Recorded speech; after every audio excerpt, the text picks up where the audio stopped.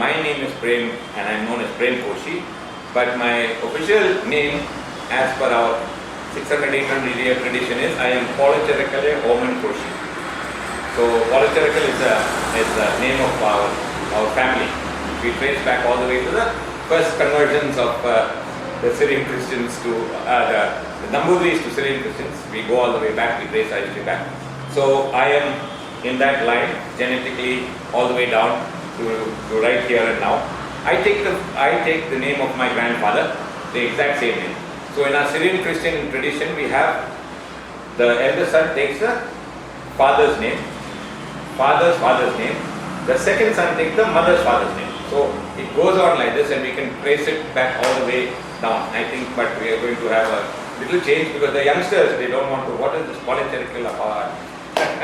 But hopefully we will, keep the tradition going. And yes, I am here because, like I said, the intention most probably, and the intention of the desire has started with, as far as I know, with my paternal grandfather, which is my same name, Pio Koshi. Yeah, and the intention came out of complete loss. He had studied law. Yes, he was the senior manager here at the bank of Famicom of Korean National Bank during the Second World War. During the Second World War, because of the sudden need of finances, the bank actually was collapsed by the owners of the bank. Anyway, but Granddad decided to come here and change his lifestyle, change the entire setting of who he was and where he was. Okay, so he came. They say he was, my kids used to come on. His kids used to be driven to school in a Daimler, but then from that he was seen on a cycle collecting flour from his different friends and then taking bread and giving it back to them. That was enabled by the beautiful club next door, Bowring Institute. He was a member there, so all of them filed together. They had to do something to survive, and that is the start of this dream or this enterprise called Koshi's. From a banker to the food business. He started doing the bread and then slowly built a little bakery. Then we had a grocery store. From a grocery store, and then again another sort of serious situation arose, and he was requested by the school principal, the principal of my dad and my uncle, Canon Reverend Nelfic, yes, to kind of set up this so that the church could be supported, through the years, whatever happens. The church has to be maintained and things. So that is what we are doing. The process is still on. Okay, so the whole idea of this being here is supposed to be something that is in the service of all of us, right? So that is the sponsoring thought, and that's the way I see it. That's the way we were taught to see it. That's the way we were, told that life itself succeeds and something goes on infinitely only if this process of symbiosis takes place, and that is a balanced flow of receiving and giving and receiving, giving and receiving. So my smart young man of a grandfather, not just this man, but the person, my mother's father, who was more the jungle man, where I get all my jungly business from, snake catching, etc., etc. He used to say, when you wake up in the morning, wake up with the heart of gratitude. And what is that gratitude for? I used to say, what about, who should I thank? He said, who do you thank first? I said, should we thank God? He said, yes, God is there. God knows about it, don't worry about God. But physically in this world, who do you thank? So we used to say, who should you thank? Look out of the window. Look out of the window. What do you first see? As you can see out here, are leaves. That is, if you want to find a example or a basic law of how all of this takes place, just look at the leaf. You give it carbon dioxide, it gives you back oxygen. That is the simple principle of all life. If you want to exist and carry on, give and receive. The same way you eat and you give back. Take in beautiful food, lovely green vegetables, whatever else, and turn it into 98% bacteria, give it back to the earth. That is our sole and only purpose of being here. And as long as that goes on efficiently, I think whatever we want to do will go on infinitely. The minute that balance is tilted, then death and stagnation, right? If you stop the flow, water, anything, just look at the example. Water stagnates, guys, turns green and it's over. So that is the principle in which this entire business works today. Yeah. One is to give service, to be of service to another human being. And the other is to see that this service is given to the best of my ability and to the best choice or the best desire that you have. So how can I make this, little green leaf as tasty as it is? Yes, to give to you. And when you eat that green leaf that I cook and give to you, right? That you then from the bottom of your heart pay an amount for me fixing that leaf for you to eat. Yes? Without thinking it's too much money or too less money. It has to be satisfying in the heart and soul, no? Yeah? So that's how, and that principle is how I work. And the other principle is that every single one of us, there are no owners and bosses, there are no keepers. We all work together. We have to work together. No caste, no color, no creed. Same thing. Once you walk to the door of that establishment, this space, leave everything outside. In fact, I would prefer you to leave your religion, politics, color, caste, creed, everything else. And that is, example is, I have to work that way, right? So people say, Prema, what about an opinion? I might have personal opinions, 100 million opinions. But as the keeper of the space or the person who is, sort of here to see that this basic function takes place, I need to look after that. So that is basically the bottom line. That's what wakes me up in the morning, a beautiful surprise, like Suresh walks in, yeah. What does he bring to me? Not only brings love, affection, caring, sharing, all that beautiful stuff, but actually an entire universe comes to me. The minute I interact with him, it's like interacting with multi-universes, right? Ideas, ideologies, yeah? Feelings, whatever it is. Yeah? So that is what motivates me, and that's why we are sitting here today, because I woke up and said, I got to get there, right? And I got to get there, and what a beautiful surprise, right? Thank you. So one of the most important and fundamental things have been that you started a bakery. So can you tell us this bread story? The bread story, sir. So that I told you, So everything collapsed. No Daimler disappeared, house disappeared, everything else disappeared. Everybody said, Koshi, you have good, actually acres of, your planters and the family, political family, you had landowners. Come back to Kerala, man. Why are you going there? He said, no, I can't. This loss and this distress we have suffered all together. I cannot abandon the people that have put money into my bank with my name. I will stay back and we will all build together. And guess what? That is how they build together. His good friends, actually my grandmother used to tease him. His good lady friends have taught him all the basics of baking. How do you expect a banker to do baking and parade and all that? So the first thing they said was, Koshi, do one thing, okay?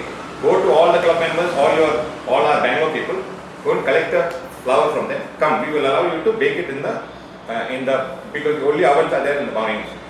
We'll bake it in the ovens, then, you give it back. I think 1.5 was the charge for taking it away. And that's how we started. Okay, that is the basics, how we got into the food business, right? And then of course the first store was opened, and then we started. But mainly also at that time, the war was just getting over. But we started making something called the army loaf. Then my granddad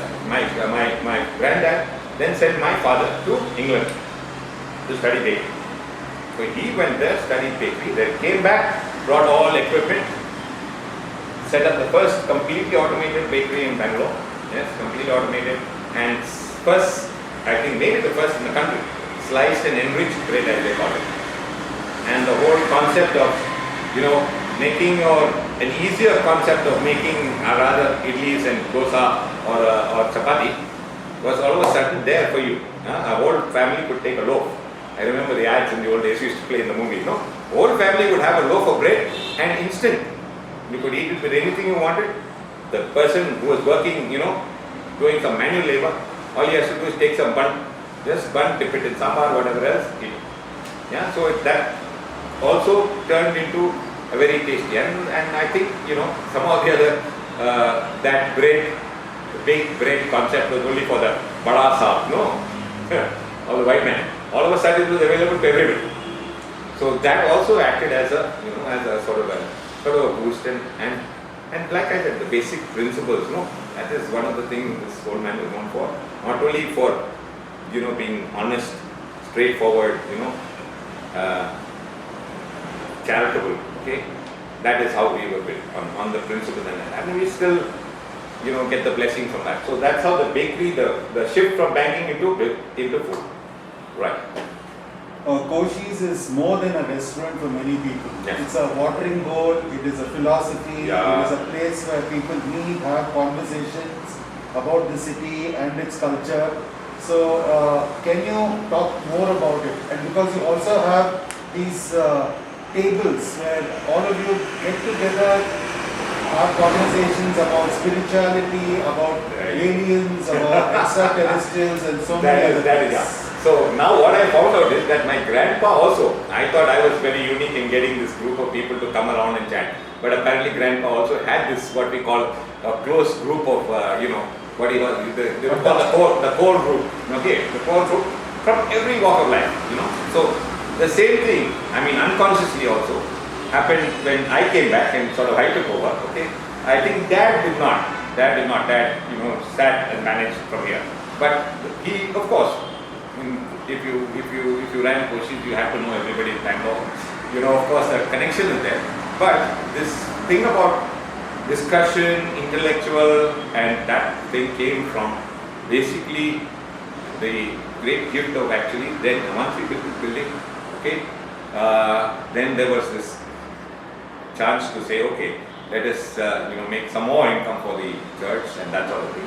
And the British Council came upstairs. We built the upstairs also, the upstairs portion was built, British Council came. And that is what grew because in the old days, even from Whitefield and places far off, everybody came here. This was sort of, began as in those days I believe some old fellows call it, this is the forum, let's go to the forum. Or the forum was this space, So we had a department store here, okay, we had a restaurant here, and we had the car, the petrol, the gas service station in front, and everything could be done in one shot. And you got your intellectual stimuli from going up to the British Library, then carry on the conversation. You read something there, you carried on the conversation, came here, people would sit and write. My dad and granddad, because at that time Deccanal was here, all of these people were here, okay? And I have a little thing that showed that, 1952, Koshi's has sponsored one of the first theatre plays in Bangalore, done by the Bangalore theatre group at that time, the first one. Yeah, so involved with everything. And then through the years, this is the thing, not only on a place but cultural. All the tickets were distributed from our restaurant. One table would be given, all tickets, invitations for all cultural events would be distributed from there. So this then slowly encouraged and brought people together, which is now basically where people come. I was told the other day, somebody said, Prem, wherever I go around the world, I come, I sit in my table here. Within 10 minutes, all the problems of the universe disappear. I become blank. That's what it is. All problems of the universe disappear. And the thing is that if I want to be not seen, he says, the magic. I've heard this many years along the line. If you don't want to be seen and you just open a book and you read, all your best friends can go past you, they won't see you. Magic skills.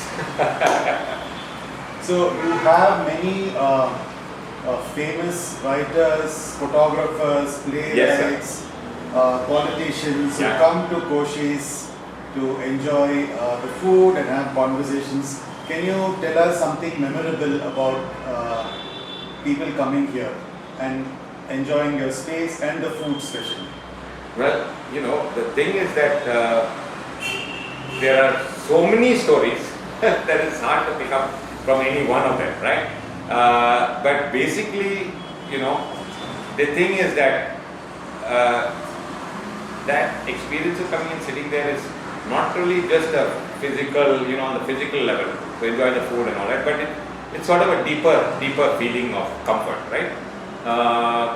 The story that I tell quite often is about how when I first took over, one of my first experiences of that exact feeling was my dad and all had just passed away, so I had come.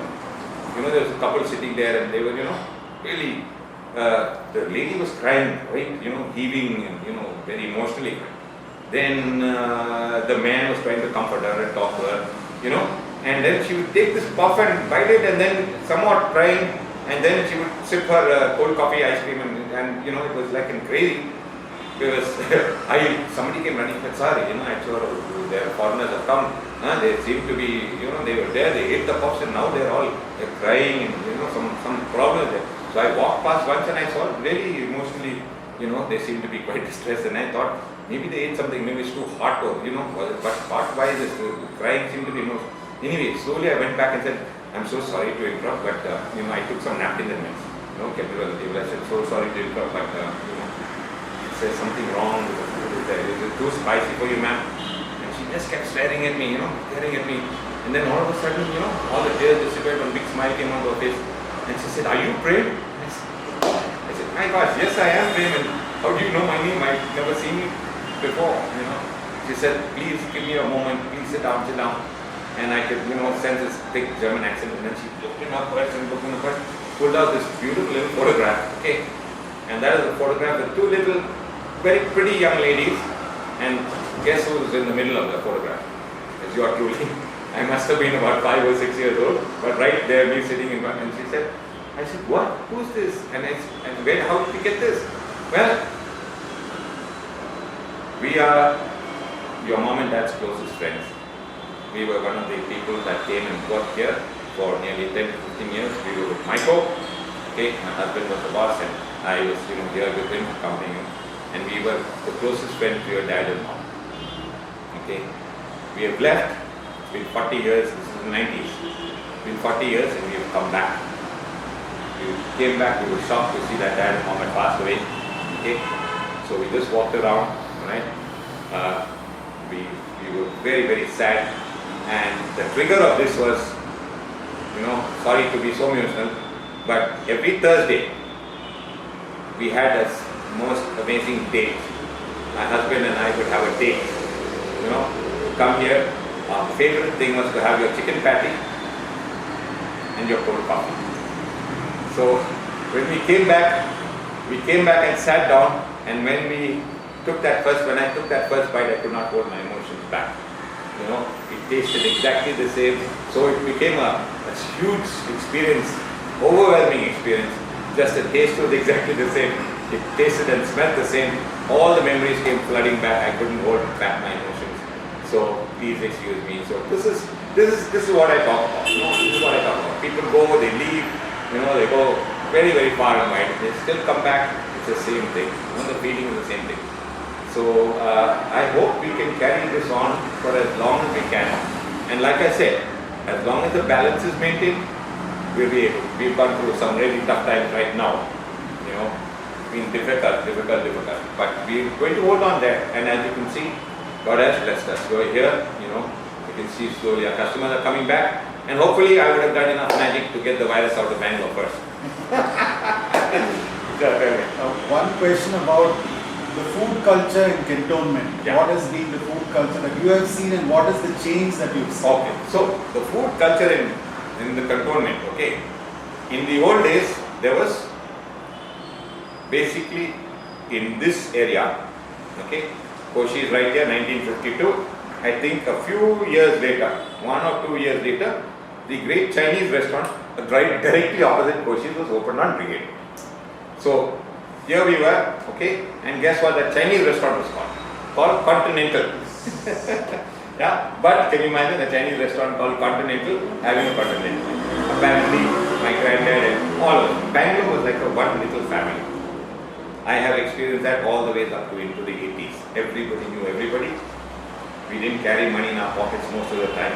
Yeah, we could go anywhere, and if we wanted something, they would give us a business that actually ran accounts. People just came, ate, did their shopping, filled their gas, signed and went. Okay, and that went on to the 1990s. when after that it became difficult to keep doing this, right? But this is it. Yeah, the food culture was basically, so we started serving continental food. Okay, we had another branch which opened at about 10 years later in Brigade Road, which had the vade sambar dosa, the entire Indian thing, plus something very unique, which was keema dosas, appam stew. And there is where all the youngsters went. Okay, if you either went to school or college in Bangalore, you gave attendance to Kochi's first. My professor used to say, hey, what man, planning in Buswada? Why are you sitting here, man? You are alone here, all your friends are sitting in your restaurant, man. Go over there, man. Take my attendance, go, get attendance and come back. So that was the adda there at that time. Okay, so all the youngsters, racing, doing all the crazy things, the latest music from Beatles to this came there, we had a jukebox, that was the space. Okay, so that we gave cantonment. The only place that people actually ate paper dosa was fork and spoon and chutney, and you want to cut your teeth into what they call Western, quote unquote, Western culture. People actually sent you, okay, going to America, England, go there to Koshi's, Uncle Koshi will teach you how to eat with fork and knife. He will tell you all the dishes which are there. Go, learn and come. So it's training institute also, right? Yeah, because my dad had got to England and come back and all of that the so-called quote unquote English. In those days we had, we do the high tea, all that, we did cakes of different ones. So that continental was here. So people ate continental here. When they wanted to have Chinese, they went across the street. Okay, and of course the Indian part in this area, cantonment area, was that at Koshi's Brigades. Vade sambar, paper dosa, masala dosa, keema dosa, some of the best. Even today people, talk about bring back the vade sambar was. The Koshi's vade sambar. And what? 50 paisa, 1 rupee, 2 rupees. Here it was 150, 1 rupee, 50 paisa. So that sort of thing. And we are the only people that had all of this stuff with bar license attached, right? So this is it. So at that time, this was it. Continental food here, Chinese food there, Indian in the Koshi's Brigades. Okay? Pretty much in this area, these were the three people that hang on. Then Nilgiris came and others slowly started coming in. But we were basically, the oldest culture was this. Then we started, slowly introduced, we had somebody from Calcutta who came in, and we introduced the Calcutta Chinese. Okay, and then we had then people started saying what we call a multi-cuisine restaurant. So we had European, Chinese and North Indian, so Indian. So that's what we still do. And maybe we are the only restaurant in the world that before we had this now special menu that we had, we were close to 1,000 plus odd items that came out of that kitchen on a daily basis. Then we had to reduce because my little cash machine only takes 988. So we reduced it. So that was the culture and that was the food availability here. Okay. If you wanted to eat good stuff, then real hardcore Karnataka cuisine, then we had to go to Ramanna. These little small places that were there, that were much older than us, but they would say, in those days I used to bodybuild in Slim Gym here. So my bodybuilder friends, Bazaar, and then Akhada here in Shivaji Nagar, go and eat hardcore, non-veg. So, languages I speak, I can speak American, I can speak English, I can speak Tamil, I can speak Malayalam, I can speak a little Hindi, I can speak a little Kannada, Solpa Gurtu, Illa Solpa, Nalindo Gurtu. Okay. And oh gosh, I can't even see that question. What does it say? Yes, I'm a native of Bangalore. I was born in CSI Hospital on the 25th of April. Okay, I won't tell you the year because I don't want to look that old. Okay, I live just down the road. Fortunately, it's actually 3 minutes down the road, and on the right-hand side, pretty much midway of MG Road. So, what does that say? What is your daily routine? What is my daily routine? Wake up in the morning, give thanks to the tree. Yes, teach my yoga class, finish my yoga class, come into the restaurant, my friends arrive, we have a little discussion, hang on and talk, okay? And we discuss everything around the universe, we fix the universe and the universe around us, okay? The favorite eatery in the city is Shivaji Shivaji Military Hotel, okay, all the way Banswadi, okay. How has the metro changed my life?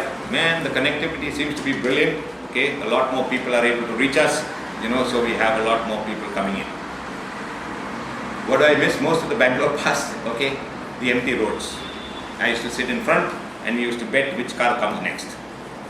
Bullock cart got 2 points, cycle got 3 points, foreign car got 10 points. Okay. If you don't mind me saying, prefer the old Bangalore, so little Bangalore and poor Bangalore, little Malayali accent also. Oh yes, of course there is. All right, the smell of Bangalore that I connect with is the beautiful smell of the Radharani. That as they call it, the Radharani is what is the queen of the night, right? Yes, most every compound in Bangalore had a queen of the night, and there was this crazy myth that they wanted to keep my beautiful snakes away from there. So specifically, I would sometimes call my neighbors and point out and say, "See, snake is loving your Radharani like I do." And then also the other one, the big white thing that come up, what is that beautiful tree, the big tree with the white flowers on it, I can't remember the name. And then of course, jacarandas and other stuff. Bangalore has some of the most beautiful smells in the world, okay, good. What do I envision with the future of the city?